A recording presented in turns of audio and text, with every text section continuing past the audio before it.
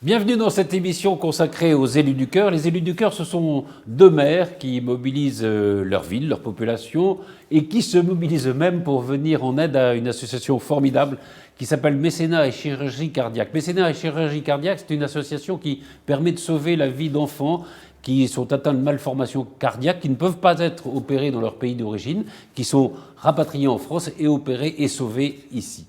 Bonjour, Cédric Pimbamarine, bonjour. Bonjour. Vous êtes le maire de Port-Marly. Jean-Baptiste Amonique, bonjour. Vous êtes le maire de Villepreux. Alors, les élus du cœur, c'est essentiellement vous, mais il y en a d'autres aussi qui sont avec vous. Quand je disais c'est vrai, vous avez beaucoup mobilisé les populations de vos villes, et puis vous vous êtes mobilisé vous-même pour sauver au fond deux enfants, la vie de deux enfants. On va y revenir. Mais il y a une actualité dans votre mobilisation qui est très forte. Ça va se passer à partir du lundi 26 septembre. C'est le Half Marathon des Sables que vous allez faire vous-même. Alors, expliquez-nous ce que c'est que ce Half Marathon des Sables. Alors, contrairement à ce que son nom pourrait laisser penser, le Half Marathon, c'est pas un semi-marathon. On part pas pour 21 km. Non, on part pas pour 21, on part pour 21 plus 100. Puisqu'on part sur une distance de 120, entre 100 et 100 km dans le désert des Canaries, oui, effectivement. Oui. Et alors, ça se passe en plusieurs étapes? Ça se passe en plusieurs étapes, ça se passe en 3 étapes. Alors, il y a une première étape, 30 km, dès le lundi matin, puisqu'on arrive le dimanche soir sur place. Dimanche. On part dimanche, on est briefé le soir, on a le roadmap le soir du dimanche, savoir vraiment comment va s'organiser cette course. Et théoriquement, on part lundi matin pour 30 km. On dort dans le désert en bivouac le soir. Le mardi, on part pour 40 ou 60 km. Il y a une option à choisir. Bifurcation. Petite bifurcation. J'essaie d'orienter vers le 40. Alors vous êtes plus de 40 et Moi, je suis plus de 60. Non, on verra le jour J. Faites 50. On peut faire un d'entre deux. Le mercredi, journée de repos. On répare les bobons, on se repose. On prend soin du corps pour terminer en beauté le jeudi avec 30 km. Le mercredi repos, ça doit être comme les coureurs du Tour de France. Il faut quand même faire chauffer la machine un peu, je pense, parce que sinon on ne repart pas. Ouais, il y aura un peu de yoga, un peu de mobilité, un peu d'étirement, des choses comme ça, et puis soigner les ampoules qu'on aura, ça c'est sûr. Qui a eu cette idée de dingue? Les idées folles, généralement, vous pouvez orienter le regard. Et là, attendez, parce que c'est pas fini. Il vous a déjà entraîné dans cette aventure, mais c'est pas tout. Il entraîne aussi son père. Il entraîne son père, il lui a vendu la chose à peu près comme il me l'a vendu en disant on va faire un half marathon sans la précision qu'il vous a apportée en début d'émission. C'est pas 120. Il vous a pas dit 120 km. Votre père, allemand, il a quoi? Il a une soixantaine d'années? Il a atteint les 60 cette année, ouais. Donc c'est aussi quelque part un petit cadeau, peut-être empoisonné, j'en sais rien, mais un petit cadeau d'anniversaire, et ça va être sympa de partir ensemble aussi. C'est génial. Alors c'est vrai que vous allez faire équipe, enfin il faut se soutenir les uns les autres, parce que c'est pas évident de courir 30, 40 ou 60 km dans une journée. Il faut avoir le physique, il faut avoir le moral, quoi. On n'y va pas non plus en touriste. Ça fait quelques semaines, quelques mois qu'on s'entraîne physiquement, une préparation physique. Et puis après, il y a toute la partie qui n'est pas nécessairement visible, mais qui a été très chronophage et qui fait partie de la préparation. C'est toute la logistique, puisque comme Cédric le disait, on part en bivouac. Vous avez un petit sac à dos? Oui, on a un sac à dos qui va approcher les 8 à 10 kilos. Ah oui, quand même. Puisqu'on porte l'eau. Alors il y a des ravitaillements, évidemment. Et 8 à 10 kilos quand on court 30-40 km, surtout dans le sable. Ça compte. C'est surtout dans le sable. Oui, c'est ça. En plus, c'est dans le sable. Mais alors, oui, dans ce sac à dos, il y a quoi? Il y a vos je sais pas, les duvets pour dormir, l'eau. Il y a tout ça. Il y a l'eau, c'est des sacs à dos équipés spécialement pour la course. Donc il y a l'eau qui est portée sur les 2 épaules. Il y a de quoi tenir, subsister avec à manger, la nourriture lyophilisée, qui est un plaisir qu'on découvre. Vous avez goûté? Juste avant mon conseil municipal de lundi soir, j'avais un petit creux, donc j'ai testé les pâtes bolognaises. Le test était plutôt concluant. C'est pas mal? Ça va. Ouais. Bon. C'est pas de la grande cuisine, c'est pas de la grande gastronomie, mais ça fera l'affaire. Ouais. De toute façon, oui, là, je pense qu'on doit avoir faim et puis on mange ce qu'on a. C'est vrai que vous ne pouvez pas vous charger beaucoup plus. 8 kilos, c'est déjà énorme. Et donc, oui, il y a tout ça. Il y a des petites barres Des petites barres énergétiques, énergétiques, de quoi s'hydrater réellement en plus de l'eau, le duvet, le sac de couchage, le matelas. On a un petit matelas qu'on va fixer en dessous, qui n'est pas très épais, mais qui évitera d'avoir le dos bloqué le lendemain matin. Faut quand même qu'on Et vous dormez quoi? C'est des tentes? Ouais. Des tentes individuelles. D'accord. Ouais, des petites qui sont sur place alors? C'est la seule chose. Il y a deux choses qu'on ne porte pas. Ce sont les tentes et l'eau. Alors l'eau, il faut évidemment qu'on ait constamment de l'eau avec nous. Mais il y a des ravitaillements pendant la course. Ce qu'il faut, c'est bien anticiper avant le départ chaque matin d'avoir de l'eau avec nous, puisque le premier ravitaillement est à 10 km, donc il ne faut pas partir à sec le matin. D'accord. Et le sac à dos, c'est assez serré, parce qu'il ne faut pas que ça tape comme ça sur le dos ou sur le... Oui, alors on a profité des courses d'entraînement qu'on a faites, les semi-marathons, et là, des vrais semis qu'on a fait sur les dernières semaines, et puis quelques courses aussi libres de 30 km ou un peu plus, pour ajuster ces sacs à dos-là, pour s'assurer justement... Ça ne blesse pas. Exactement. C'est très important ça. Et donc là, vous vous sentez au point, quoi. Ça, on le saura le jour J quand on... Non, en tout cas, je pense que Cédric partage, mais là, l'excitation est là et on a hâte d'y être. On a hâte de commencer. Vous regardez les jours passés, là. Ouais. Alors, il y a des petits détails, on en parlait tout à l'heure, par exemple, c'est du sable, en effet. Alors, les chaussures, c'est des chaussures particulières ou c'est des chaussures de course à peu près normales? Il y a un peu tout type de terrain. Il y a du sable, il y aura de la roche. On est quand même sur les Canaries, donc c'est assez volcanique aussi. Et donc on a des chaussures à la fois très légères, mais on a veillé à ce que le sable ne rentre pas. Par contre, on aura des guêtres. On a des guêtres, effectivement. Ouais. Et les guêtres, il faut que vous les coudre, J'ai déposé les 3 paires ce matin chez un cordonnier qui nous a été recommandé par une collègue élue qui a fait cette course l'an passé à Versailles. Et donc on récupère les chaussures prochainement. Donc oui, il faut les coudre parce que le sable, par définition, il se met partout. Et c'est la première, elle nous expliquait que le premier motif d'abandon sur cette course-là, c'était les blessures aux pieds liées au sable qui rentraient dans les chaussures. Qui fait des ampoules. Avec des frottements, tout à fait. Oh la vache, c'est vrai. Alors, il faut dire, quand je disais, vous mobilisez, on en a la preuve, mais il y a beaucoup de gens qui se mobilisent avec vous. Il y a notamment tous ceux qui vous aident à trouver le matériel, à vous le fournir. Hein. C'est important. Oui. Je voudrais vraiment remercier notre ami Laurent, qui est le gérant de l'Endurance Shop de Bois d'Arcy. Qui vraiment est quelqu'un d'assez extraordinaire, c'est une belle rencontre et donc il nous a fourni gracieusement pratiquement tout l'équipement.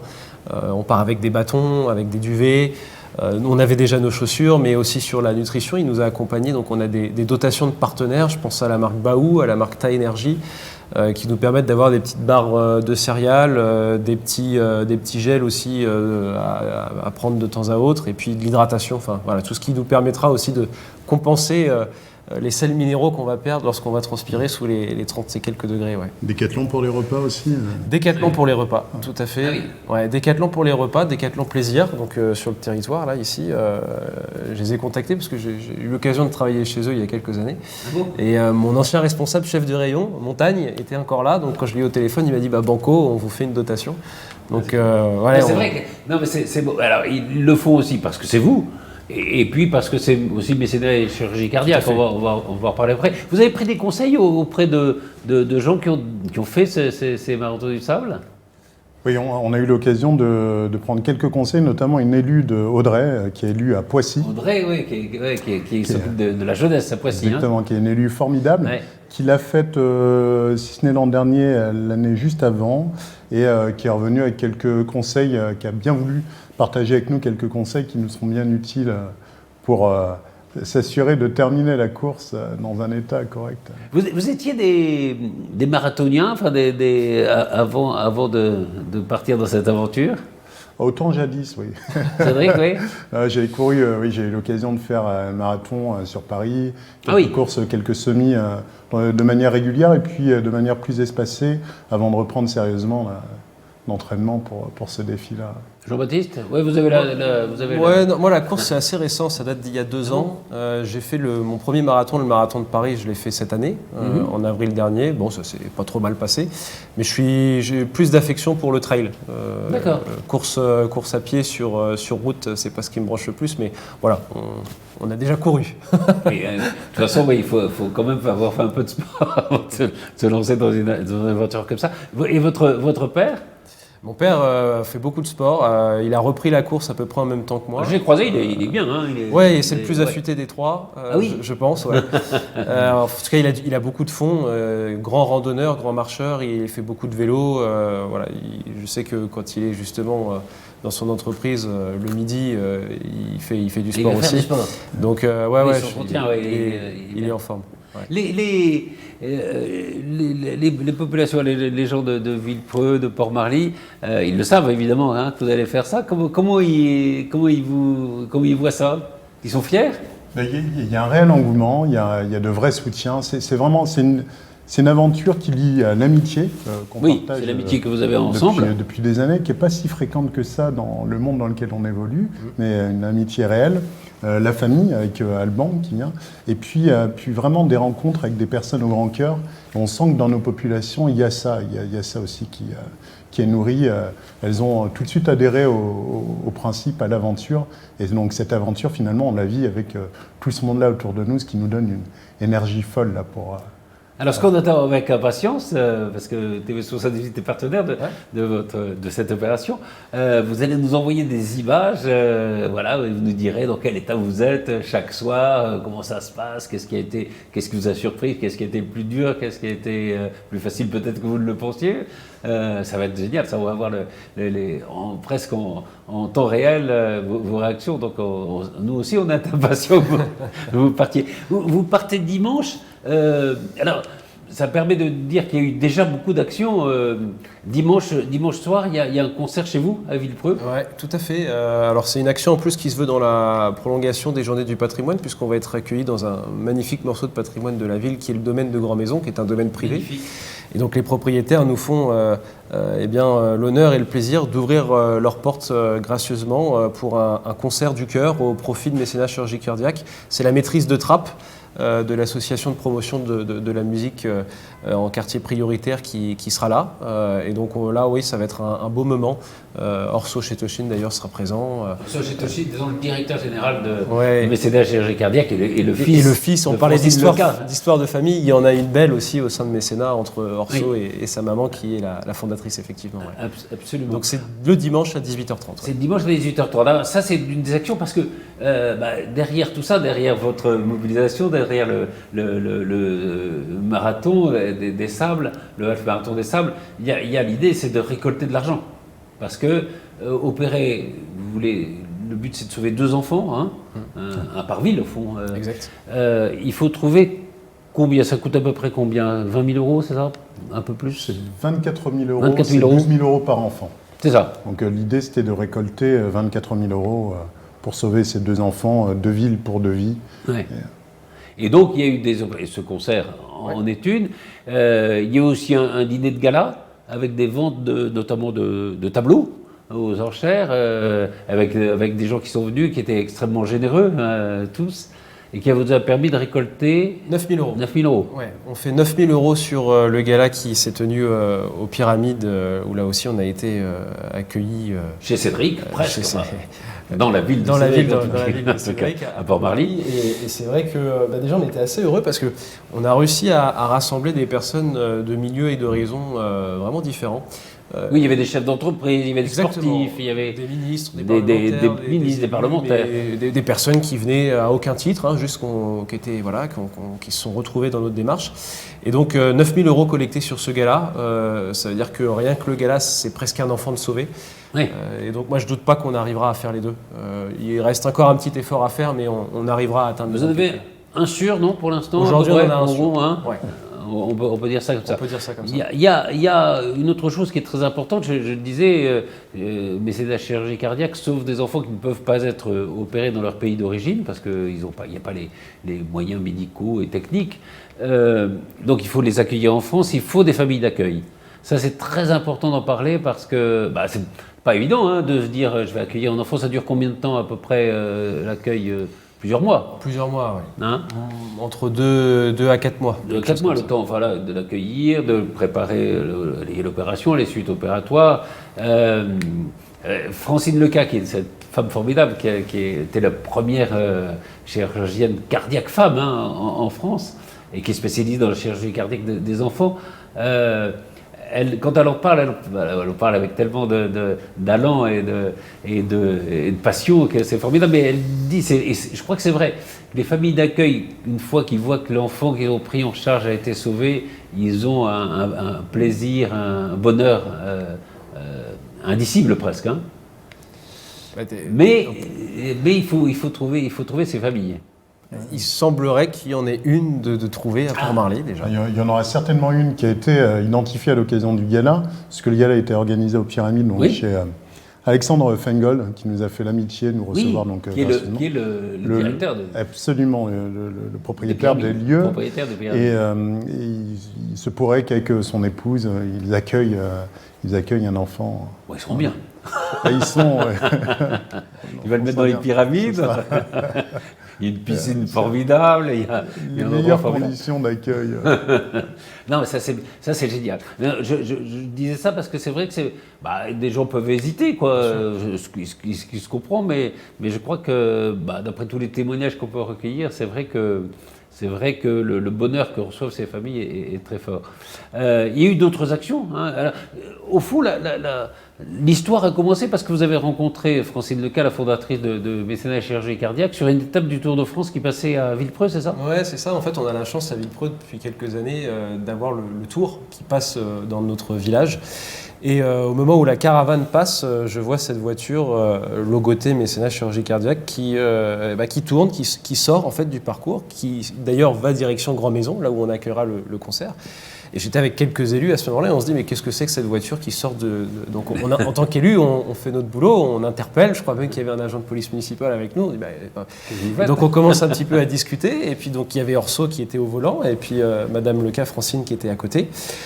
On papote un petit peu, tout de suite il y a un feeling et on dit il faut qu'on se revoie. Et donc on s'est revus quelques semaines après à la mairie de Villepreux et là c'est vrai que ça a été un coup de cœur. Ils m'ont présenté leur association et donc je me suis dit il faut qu'on fasse quelque chose avec eux. On est parti d'une petite idée qui était de dire que la Villepreusienne, qui est cette course qu'on a chaque année à Villepreux, qui d'ailleurs cette année sera au profit de Mécénat Chirurgie Cardiaque, mais on s'est dit on va commencer par ça. Et puis on s'est dit on va peut-être faire autre chose et puis comme j'aime pas faire les choses seul et que quand il y a des idées folles le premier que j'appelle c'est le collègue d'à côté, je me suis dit on va pas faire une ville pour un enfant, on va essayer d'aller un peu plus loin et faire 2 villes pour 2 enfants. Donc c'est parti de là, c'est parti d'un hasard de la vie où on s'est croisés sur les routes du Tour. Et Cédric, vous avez tout de suite dit oui quoi. Je ne résiste pas à chaque fois. Voilà. Je qualifie de folles ces idées mais j'adhère particulièrement, puis surtout celle-ci. Alors là, on est à quelques jours de votre départ. Vous êtes impatient, évidemment. Faut faire gaffe, pas attraper de rhume ou des trucs comme ça. Il faut être en pleine forme quand vous arrivez aux Canaries. Oui, et puis je dirais que la période de la rentrée scolaire, dans le cadre de nos fonctions, est quand même particulièrement dense. C'est ça. C'est pas sans sujet cette rentrée pour les collectivités. Donc là, on met les bouchées doubles pour que les dossiers soient clos, soit en tout cas mis en stand-by et traités. En tout cas, voilà. Mais bon, on a des équipes qui vont pouvoir prendre le relais pendant 4 jours. Il n'y a pas de difficulté là-dessus. Mais c'est vrai que entre la préparation, c'est une organisation à penser, quoi. C'est ça. Et à trouver. C'est ça. Ouais. Donc la préparation physique, l'organisation logistique et puis nos fonctions, parce que on bosse quand même. C'est vrai que c'est assez. On a l'impression d'avoir commencé la course avant même là d'y être. Et vous avez imaginé quand vous allez courir, est-ce que vous allez passer à autre chose? Vous allez dire merde, il y a ce dossier là, il faut que je le traite absolument. Vous avez pensé à vos ennuis de mer, enfin vos ennuis, il n'y a pas que des ennuis, mais enfin parfois il y a des problèmes. Qu'est-ce qu'on fait quand on court? On pense à rien ou on pense à des petites choses? L'objectif est là actuellement, c'est vrai que ça permet de vider la tête. Alors les premiers kilomètres, peut-être qu'on aura encore ce type de pensée. Je pense qu'après, l'ambition et c'est le mental qui permet de terminer les courses. On sera focus sur l'objectif Et la mairie sera au moins temporairement, et les autres activités temporairement, là où elles sont, c'est-à-dire loin des Canaries. C'est vrai que oui, au bout d'un moment, on pense à ses pieds. Oui, mais Cédric le disait à juste titre, on y va évidemment pour cette cause, mais on y va aussi parce que on est dans des fonctions où on peut avoir la tête dans le guidon en permanence, oui, et c'est important de temps en temps de lever un peu le nez. Et bien. moi, je sais que quand je cours, quand je fais quelques courses un peu longues, j'arrive à déconnecter et j'arrive à être pleinement dans apprécier la course et puis l'environnement dans lequel on est. Donc là, moi, j'ai pas de doute sur le fait qu'on arrive à déconnecter quelques jours. Bon, ben, Cédric Pimba-Marine, Jean-Baptiste Amonique, je vous dis merde. Ouais, on peut dire. Hein? Et puis on vous enverra des petites vidéos. Alors on sera peut-être pas forcément très propre, parce qu'il n'y aura pas de montage. Oh, mais ça, non, le tout c'est de savoir comment ça se passe, et puis voilà, on croise les doigts, on souhaite le meilleur, et bravo. Merci beaucoup. Vous nous direz bravo quand on reviendra. Merci.